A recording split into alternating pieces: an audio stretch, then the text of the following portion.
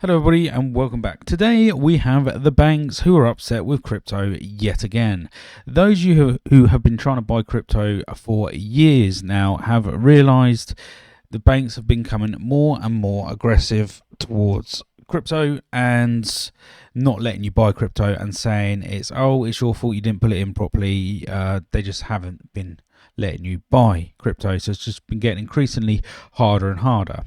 But today we have a NYU professor, Austin Campbell, saying that the US banking lobby is alarmed about yield-bearing stablecoins, which offer interest or rewards to holders, threatening traditional banking model.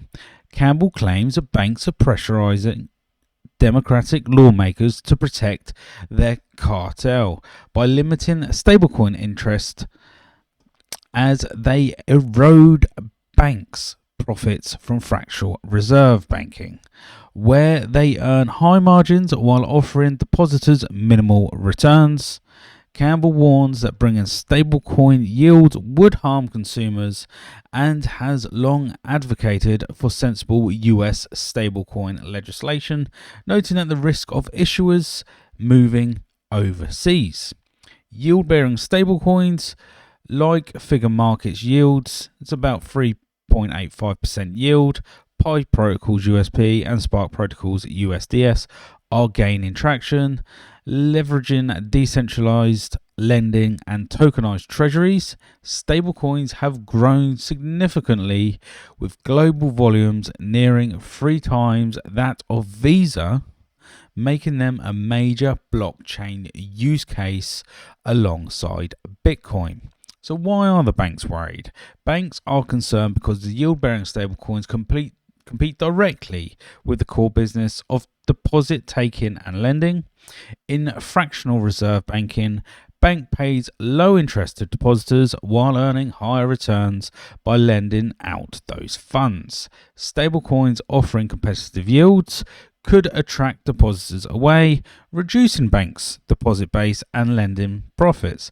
Additionally, stablecoins operate on decentralized blockchain systems, bypassing the traditional banking infrastructure, which threatens banks' control over financial flows and the ability to maximize profits through lower deposit rates. So let's have a look at pros and cons for the crypto industry and the you and I of this world. So let's start with the pros today, and we have increased adoption. Yield-bearing stablecoins make crypto more attractive by offering returns comparable to or better than traditional savings accounts, driving mainstream adoption.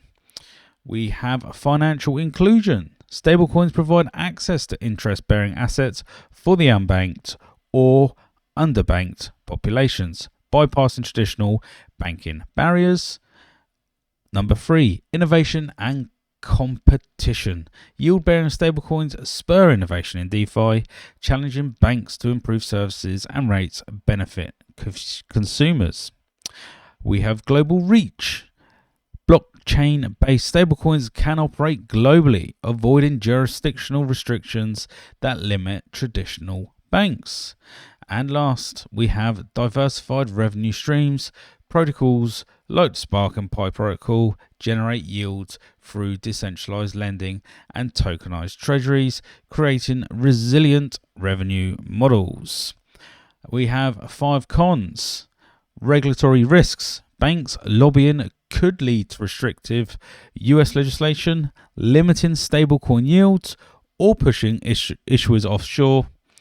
We have market volatility. While stablecoins aim for price stability, their yield mechanisms in DeFi lending may expose investors to risks from market fluctuations or protocol failures. We've had a couple of them in the past. Compliance costs. The SEC approvals, like for Figure Markets like YLDS, require navigation, complex regulation, increasing costs for issuers. We have counterparty risks. Yields tied to tokenized assets or lending protocols depend on the reliability of underlying systems, which may face hacks or defaults. And number 5, we have the public perception. banks' cartel narrative could paint the crypto industry as a threat, potentially alienating regulators and traditional finance users. So at the moment, if you're not used to staking your coins or your stablecoin, usually in the bull market, stablecoins will go higher.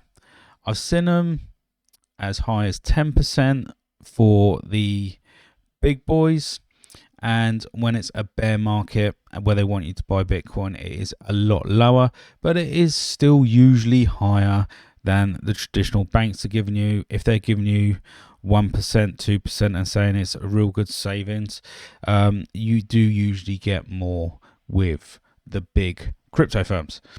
So that's going to be it for me today. Please like and subscribe, and I'll see you in the next video.